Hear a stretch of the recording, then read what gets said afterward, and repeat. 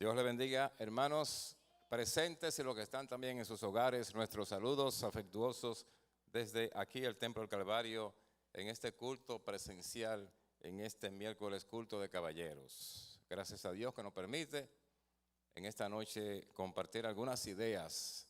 Ustedes saben, como dijo el hermano Melvin, estamos en el mes de la Reforma Protestante, no la semana, el mes, porque regularmente celebramos el mes completo. Lo único que estamos en una situación un poquito diferente en esta ocasión y no se ha hecho mucho énfasis, pero el día 31 de octubre, próximo sábado, es el 503 aniversario de la Reforma Protestante. Una conmemoración que nosotros los cristianos evangélicos y protestantes, como nos llaman, pues nos ocupamos de mantener viva esa herencia, porque nosotros somos herederos de la Reforma Protestante, que es un tema muy amplio. Yo solamente en algunos 25 minutos más o menos voy a esbozar algunas ideas a grandes rasgos, porque además me he permitido también extenderme un poquito antes de la reforma para dar un poquito de base. Todo va a ser esquemático, son solamente ideas esbozadas, realmente, porque fíjense que hace 503 años de ese acontecimiento y todavía estamos hablando, y todavía estamos recordando, y todavía estamos teniendo material que hablar y que analizar y que compartir. Yo quiero leer un versículo en el libro de Romanos, capítulo 1, el verso 17, que más o menos es la base, que fue el impacto que tuvo Martín Lutero, el iniciador de la Reforma Protestante, que le impactó su vida para él comenzar a protestar, entre otras palabras, entre comillas, protestar por lo que estaba viviendo en aquella ocasión la iglesia a la que él servía en ese momento. Cuando él leyó eso que dice Pablo en Romanos 1:17, una escritura que estaba ahí, pero que nadie quiso darse cuenta por intereses que ya sabemos, que dice: pues en el Evangelio la justicia de Dios se revela por fe y para fe, como está escrito, mas el justo por la fe vivirá. Gloria a Dios. Vamos a orar. Señor que estás en los cielos, en el nombre de Jesús, nos acercamos a ti en esta noche, Señor, para tener estas ideas, estos conceptos que compartir con nuestros hermanos aquí y los que están en sus hogares también. Señor, te pedimos tu iluminación, te pedimos tu ayuda, Señor, que seamos coherentes y que, Señor, sea de bendición y de instrucción e enseñanza para aquellos que están oyéndonos y están viéndonos también. Gracias, Señor, por esta oportunidad y estamos en tus manos en el nombre de Jesús. Amén. Bien, hermanos, entonces, lo malo de esto es que estamos con un reloj que nos está diciendo los minutos que faltan. Entonces hay que acelerar. Gloria a Dios. Como sabemos, una breve historia antes. Como sabemos, Cristo estableció su iglesia y el libro de los Hechos recoge sus inicios, de los cuales todos nosotros conocemos porque estamos ya bastante ambientados en lo que dice Hechos y cómo inició la iglesia desde aquel derramamiento del Espíritu Santo en el aposento alto allá en Jerusalén. Entonces Cristo estableció su iglesia y Cristo se fue al cielo. Los apóstoles, los 12 o los 11 más su sustituto, comenzaron la labor de predicación de la palabra. Comenzaron a extender como Él lo mandó desde Jerusalén, Judea, Samaria y hasta lo último de la tierra. Y Juan, el apóstol Juan, se cuenta que fue el último apóstol en fallecer de los 12. Y se dice que fue en el año 101. Ahora, ¿qué pasó en la iglesia después que Juan desapareció? Después que murió el último de los discípulos que tuvo un contacto personal con Cristo, de tú a tú, que lo conoció. Bueno, entonces llegó el tiempo de los padres de la iglesia, que fueron personas que fueron enseñados por esos apóstoles y por Juan específicamente. Y ahí comenzó la iglesia a desarrollarse con esos padres de la iglesia y se formaron entonces ancianos, presbíteros, diáconos, y llegaron entonces los obispos, una denominación que aunque estaba en la palabra, sin embargo en esa ocasión se le dio otra connotación. Y los obispos comenzaron a pelear, vamos a decir así, en que yo soy el mayor, yo soy mejor que tú y yo estoy sobre todos. Entonces hubo una división estructural en esa iglesia. Entonces llegaron ahí las ideas filosóficas de los griegos, las reliquias, las catacumbas y la adoración de todo aquello que significaba algún contacto con los apóstoles. Luego en el año 315 llegó la iglesia protegida. Ahí surgió Constantino, el gran emperador, que protegió la iglesia porque él supuestamente, hasta prueba lo contrario, se convirtió al cristianismo y ciertamente le dio mucha libertad a los creyentes cristianos que eran perseguidos en aquel entonces. Pero ¿qué pasa? Se establecieron dos lugares principales de culto, que fue Roma y fue Constantinopla. Hoy Estambul, donde Constantino se instaló en el año 867, más o menos en esa fecha. Y se ocurrió lo que se llamó el gran cisma entre el oriente y el occidente, entre católicos y entonces ortodoxos, división que hasta el día de hoy permanece. Se estableció entonces, Roma ganó la batalla, vamos a decir así, porque Roma se quedó como la ciudad del asiento del Vaticano, del Papa, de lo que se fundó después, que fue el Papa, considerando que el Papa era el descendiente directo de Pedro. Y así se le llamó, hasta el día de hoy también se le considera que Pedro es el primer Papa, un concepto que uno no sabe de dónde lo sacaron, pero esa es su creencia. Entonces la iglesia papal, la iglesia pluralizada, y en ese contexto entonces es que surge, que inician los reformadores, porque Lutero fue un reformador, en el 1517 que clavó las 95 tesis. Sin embargo, antes de Lutero hubo pre-reformadores como Juan Hus, por ejemplo, entre otros, entre muchos otros, que también estaban inquietos de lo que estaba pasando en la iglesia, que no estaban conformes, sabían que no estaban bien, pero ya con el tiempo de Lutero se le puso el punto encima porque se dio cuenta que la corrupción y los excesos y los abusos eran tan grandes que decidió romper con todo eso. Entonces ahí surge la gran figura de Lutero, y uno piensa, ¿fue Lutero predestinado para esto? Hay cosas misteriosas que uno no entiende, pero vamos a decir que Lutero fue escogido por Dios para eso, porque 100 años antes, Juan Hus, otro reformador que ya le cité, fue quemado en la hoguera. Y hay una frase lapidaria que se recuerda hasta el día de hoy, que Juan Hus, aún en medio de las llamas, ya siendo consumido por el fuego, dijo, a él le decían Hus por su apellido que quiere decir ganso.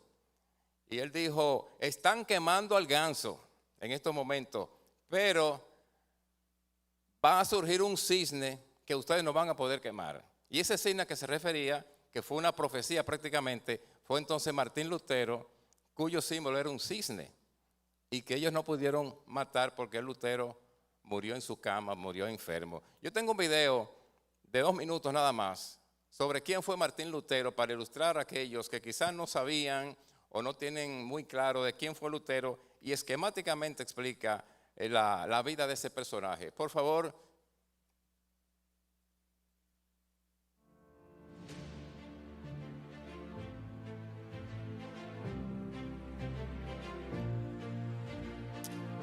¿Quién fue Martín Lutero? Martín Lutero nació en Alemania el 10 de noviembre de 1483. A sus 22 años ingresó al monasterio agustino de Erfurt. Estaba obsesionado con el tema de la salvación, pero pronto se volvió un lector apasionado de la Biblia, que le fue dando las respuestas que necesitaba. En 1507 se ordenó como sacerdote y se dedicó a dictar cursos en la Universidad de Wittenberg. Cuando profundizó en el estudio del libro de Romanos, leía que el justo por la fe vivirá. Él sentía que la justicia de Dios cobraba un nuevo sentido. Desde ese mismo momento ya vivía internamente sus crisis respecto a las directrices de la Iglesia Católica, que se acentuaron cuando conoció a Roma y fue testigo de una ciudad impía con pecados manifiestos. Cuando regresó a Alemania, algo en su alma estaba por estallar. Solo faltaba el pretexto. El propio Papa León X se lo dio, cuando envió a Tetzel, el vendedor de indulgencias a recaudar dinero para reconstruir la Catedral de San Pedro. Las indulgencias eran el pago de dinero por obtener la liberación de las consecuencias del pecado en la tierra. Tetzel acusó a Lutero de herejía por contradecir la práctica de las indulgencias adoptada por la Iglesia. El 31 de octubre de 1517, Lutero se defendió públicamente de las acusaciones de herejía que le hacía Tetzel, y luego clavó en la puerta de la iglesia de Wittenberg sus 95 tesis. El escrito que repudiaba las indulgencias y otras cuantas prácticas de la iglesia causó revuelo de inmediato. La iglesia citó a Lutero para que se retractara, pero a pesar de la presión, este no lo hizo. Más adelante se casó y tuvo 6 hijos. Martín murió a sus 63 años. Cuando sintió que todo terminaba, comenzó a orar diciendo: Padre Celestial, eternamente misericordioso Dios, me has revelado a tu amado Hijo, nuestro Señor Jesucristo. A Él he confesado, a Él he proclamado, a Él amo, a Él honro como mi Salvador y Redentor, a quienes los impíos persiguen con sorna y burla. Oh Señor, toma mi alma. Bien, ¿qué les parece? Es una síntesis bien apretada sobre la vida de Lutero, para que tengamos bien ese contexto. Lutero jamás se imaginó que ese movimiento que él estaba iniciando, clavando esas 95 tesis o proposiciones en esa iglesia de Wittenberg, en Alemania, iba a producir tan grandes cambios en la humanidad hasta el día de hoy. Y esa es la idea que yo tengo para ustedes en este día, que son algunos aportes de la Reforma Protestante que todavía nos tocan y que la humanidad tiene y que quizás mucha gente no se da cuenta. Pero Lutero tampoco pretendía cambiar de iglesia ni pretendía fundar una nueva religión, simplemente él quería transformar la iglesia en la que él estaba. Pero los hechos se desencadenaron de otra manera, tuvieron otras consecuencias, hasta el punto de que la Reforma tuvo influencia prácticamente en todos los campos de la humanidad. Hay aportes de la Reforma en la política, en la economía, en la educación, en la vida social, en las ciencias, en las artes, en la literatura, en la música y sobre todo, que nos interesa mucho más a nosotros, en el campo espiritual. Gloria a Dios. Pero en todo el saber humano, hasta el día de hoy, la Reforma ha hecho sus aportes. Y aquí que vamos a tocar algunos de ellos de manera muy somera. Los países que adoptaron la Reforma Protestante tuvieron mayor desarrollo que los que siguieron con la doctrina cristiana tradicional, porque introdujeron nuevas costumbres a las personas que integran los países, como por ejemplo Alemania, como Holanda, Inglaterra, Estados Unidos incluso mucho después, y también Canadá. Hay una famosa obra clásica que se llama La ética protestante y el espíritu del capitalismo, que escribió un filósofo alemán, erudito alemán, se llama Max Weber, que fue quizá el primero en reportar en su famoso ensayo en el principio del siglo XX, 1904-1905, que la Reforma Protestante tuvo un enorme impacto en el desarrollo económico de los pueblos, porque se dio cuenta que los países protestantes estaban mejor y más desarrollados que los países de tradición católica, es hecho que hasta el día de hoy todavía permanece, pero eso tiene una explicación mucho mayor que es el nacimiento del capitalismo, que en este tiempo, en este momento no vamos a desarrollar, pero sí la Reforma tuvo que ver, según este escritor, con el inicio de ese tipo de modelo económico que es el capitalismo, porque él se dio cuenta que los protestantes de ese tiempo llevaban una mejor dinámica económica que los demás y tuvieron un mayor desarrollo hasta el día de hoy. Igualmente, familia y la Biblia. Los reformadores hicieron énfasis en el núcleo familiar y para la formación de la sociedad y volvieron al origen del libro, que fue el libro de la Biblia, para entender lo que decía entonces el Nuevo Testamento y para lo cual era necesario saber leer. Había mucho analfabetismo en ese tiempo, en el tiempo de Lutero. Prácticamente los que sabían leer eran los pocos letrados, los pocos que iban a la universidad o que iban a la escuela, pero la gran mayoría del pueblo, la plebe, como se le llamaba, no iban a la escuela. O sea, desconocían las letras y posiblemente por eso tenían un mayor nivel de ser esclavizados, de ser sujetados por otros. Si me dan un poquito de luz por aquí, yo lo agradecería porque yo estoy medio cegato ya y entonces no veo bien con estos apuntes. Entonces le decía, la Biblia fue incluso el instrumento utilizado para enseñar a leer a la gente en ese tiempo. Y claro, si leían la Biblia, la influencia de la Biblia iba a estar claro con ellos. La base era crear hijos, según los reformadores, con conceptos sólidos de moral, de disciplina y también no mentira, de la no mentira. Es decir, le dieron una base moral a la gente a través de la enseñanza de la Escritura, o sea, de las letras y también de la enseñanza de la Biblia al mismo tiempo. Y uno de los mayores aportes que ha dado la Reforma Protestante es en la educación. La educación, los dirigentes se dieron cuenta que la única manera que el pueblo tenía la oportunidad de leer la Biblia era enseñando a leer y escribir, y así surgieron entonces las escuelas públicas. O sea, la Reforma Protestante es la gran responsable de que tengamos escuelas públicas, porque las escuelas eran exclusivas para la iglesia, para los ricos, los señores feudales y toda la gente de importancia eran los que tenían posibilidad de mandar, de tener escuelas o de tener maestros que enseñaban en sus casas, como las escuelas griegas, por ejemplo. Pero el común de la gente no iba a la escuela, no había escuela, no se enseñaba, por eso había tan alto nivel de analfabetismo. Entonces surgieron las escuelas públicas, la enseñanza se popularizó, partiendo también el hecho de que la sinagoga en los judíos, en la religión judía, la educación comenzaba exactamente en la sinagoga. Entonces la enseñanza también en ese tiempo comenzó a crearse en la iglesia. Todos los ciudadanos de un país tenían que saber leer para entender la Biblia.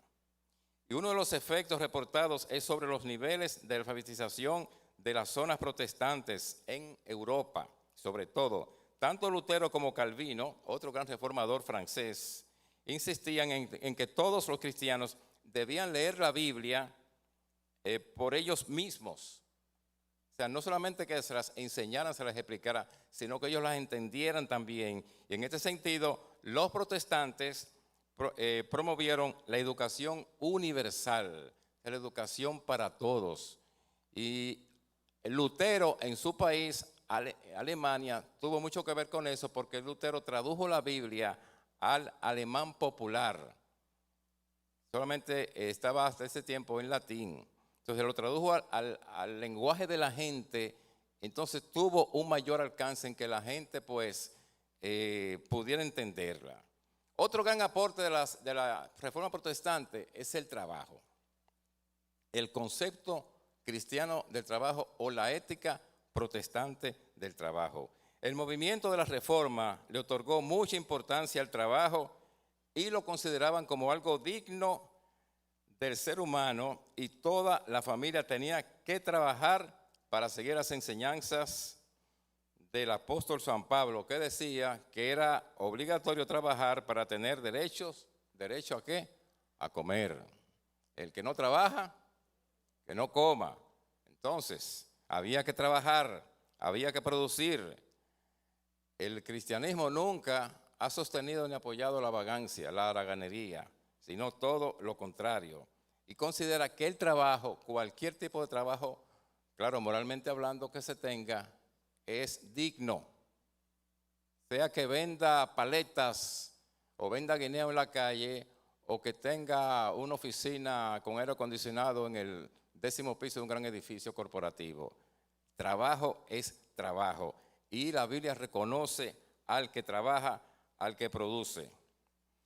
Es decir, que el trabajo fue elevado a la categoría de importancia para que todo el pueblo se sintiera con la necesidad de trabajar como única vía para lograr el progreso personal y también el progreso de la nación. Otro de los efectos del protestantismo fue sobre el concepto del trabajo, como ya les dije, lo que se conoció como la ética protestante del trabajo. Tanto Lutero como Calvino entendían el trabajo no solo como algo que agrada a Dios, sino como una vocación de Dios mismo. Dios trabajó, no trabajó Dios. Y Cristo no trabajó. Cristo no dijo, mi Padre trabaja y yo trabajo. Entonces, el concepto del trabajo es un concepto cristiano, en este caso.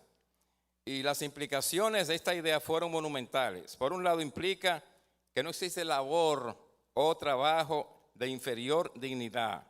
No importa el tipo de trabajo, sino que se realice para la gloria de Dios. Cuando trabajamos, y eso lo aprendimos muy bien nosotros en las iglesias, cuando trabajamos, siempre pregonamos que trabajamos para Dios. Que si tengo una profesión, si tengo un oficio, si tengo algo de qué vivir, de qué mantener, de qué producir, se lo debo a Dios, porque Él me permite hacerlo. Además, el trabajo es un llamado que implica que Dios usa a cada persona para sus propósitos de mantener su creación y servir así a la humanidad. Otro aporte interesante es el imperio de la ley. La Reforma consideraba, y así lo impuso, que nada podía estar por encima de la ley, aunque fuera el rey de un país. Toda autoridad, dice la palabra, viene de Dios. Entonces, si los hombres han establecido leyes, y Dios creó leyes para su pueblo, y el Viejo Testamento está lleno de esas leyes para el convivir del pueblo de Israel y para los demás, entonces, ¿por qué nosotros no debemos de ser desobedientes a las leyes establecidas? Igualmente, importante para las aportaciones para el funcionamiento de las instituciones de derecho público, como la paridad, la tolerancia y el concepto de encargo de público de las iglesias, que aún siguen siendo válidas en ese sentido. Ahora, la principal herencia de la Reforma Protestante, ya les hablé en muchos lugares, en muchos casos, doctrinas y trabajos, etcétera. Pero me parece que dejo para el final, y recuerden que estoy siendo muy esquemático, fue en el aspecto espiritual. En primer lugar, uno de los grandes aportes de la Biblia, de la Reforma para nosotros en el día de hoy, es que tenemos la Biblia a nuestro alcance, al alcance de todos y en el idioma de todos. Porque a partir de la Reforma, y ya la imprenta había sido inventada años antes en Alemania también por Gutenberg, y la primera impresión que se hizo de la Biblia fue la Biblia en la imprenta de Gutenberg. Entonces, ese aporte extraordinario a la Biblia, que el pueblo, el común de la gente no tenía acceso. La Biblia, como ustedes vieron en el video, estaba metida en conventos que solamente algunos de los sacerdotes o estudiosos de esos conventos tenían acceso, porque estaba totalmente vedado para que el pueblo conociera la palabra. Entonces la Reforma diseminó la palabra por todas partes. Lutero la tradujo al alemán popular, vinieron otras traducciones. Luego, como explicamos una vez, Casiodoro de Reina la tradujo al nuestro idioma español. Y luego Valera la revisó tiempo después. Y así han seguido varias revisiones hasta el día de hoy. Ya en el 2020 hay una última revisión. Entonces la Biblia se puso al alcance de todos y por tanto la gente comenzó a abrir los ojos y comenzó a conocer realmente qué significaba eso de la Biblia y de cómo volver a la modestia de Jesucristo. La Biblia es la máxima autoridad religiosa, vamos a decir así, la máxima autoridad espiritual que en solo Cristo está la verdadera redención. sea, eso pregonaron los reformadores y eso enseñaron a la gente. Y el versículo que leímos en Romanos 1:17, que dice más, el justo por la fe vivirá, fue el versículo que le abrió los ojos y que le impactó a Martín Lutero en el sentido de que había algo más, de que no era por obras, de que eso de indulgencias, de acuerdo al valor que se compraba, se perdonaban pecados y se aseguraba una vida eterna, una liberación de lo que se llamaba el purgatorio. Eso eran disparates, eso no era correcto, sino que era por la fe, más el justo por la fe que vivirá. Entonces, este versículo bíblico que venía del Antiguo Testamento fue el versículo que impactó a Lutero. Y Lutero finalmente proclamó, en primer lugar, algo importante, el sacerdocio universal. ¿Qué dice la Biblia de Jesucristo? Que es el único mediador entre Dios y los hombres. Entonces no había ningún otro subterfugio, ni persona, ni entidad, ni advocación que pudiera dar derecho a la vida eterna al humano, sino Jesucristo como mediador entre Dios y los hombres. Entonces ese sacerdocio universal de los creyentes es el derecho y la responsabilidad de toda persona a llegarse directamente a Dios sin necesidad de intermediarios. Y es una de las grandes contribuciones de la Reforma, de que nosotros somos sacerdotes, de que nosotros tenemos ese sacerdocio universal que con una oración, con un acercamiento a Dios, con, como dice Pablo, confesar los pecados y decidirse por el arrepentimiento, por volver atrás, eso es suficiente. No había que comprar indulgencias, no había que llevar un protocolo rígido de prácticas, ni nada de eso, sino simplemente por la fe y por la confesión de nuestros pecados a Jesucristo. El sacerdocio universal es la gran contribución a la fe de los creyentes, a la fe nuestra en el día de hoy. Igualmente, el libre examen de las Escrituras, el derecho de toda persona a leerla y tener la ayuda del Espíritu Santo para poder interpretar la palabra de acuerdo a ciertas normas que hay y de acuerdo a esa revelación de Dios a la persona, simple y llanamente. Entonces, esa oportunidad, ese privilegio que tenemos de tener la palabra de Dios en nuestras manos y tener a disposición nuestra, para mí es el mejor y el más grande aporte, además de todos los aportes que ha tenido la Reforma, que tuvo la Reforma en toda la vida humana de la persona, de la humanidad en sentido general, es el alcance de la palabra de Dios, porque a partir de ahí se dio a conocer al mundo, se diseminó, se enseñó y nadie desde entonces, hermanos, que están aquí, los que están viéndonos en sus hogares, nadie hasta ahora ha podido parar eso. Porque a pesar de las grandes oposiciones, a pesar de las grandes persecuciones de la iglesia, entonces, en los tiempos de la Reforma, posteriormente, y aún hoy en día hay muchas persecuciones en muchísimos lugares que uno no se da cuenta porque uno está muy fácil aquí y la tiene. Sin embargo, esa palabra nadie todavía, ni gobierno, ni emperador, ni autoridad, ni nadie, ni persona, ni gobernante, absolutamente nadie ha podido detener el auge de la palabra de Dios, que cada día más se traducen más y cada día más se vende más, hasta el día de que la Biblia es el libro más vendido del mundo todavía al día de hoy.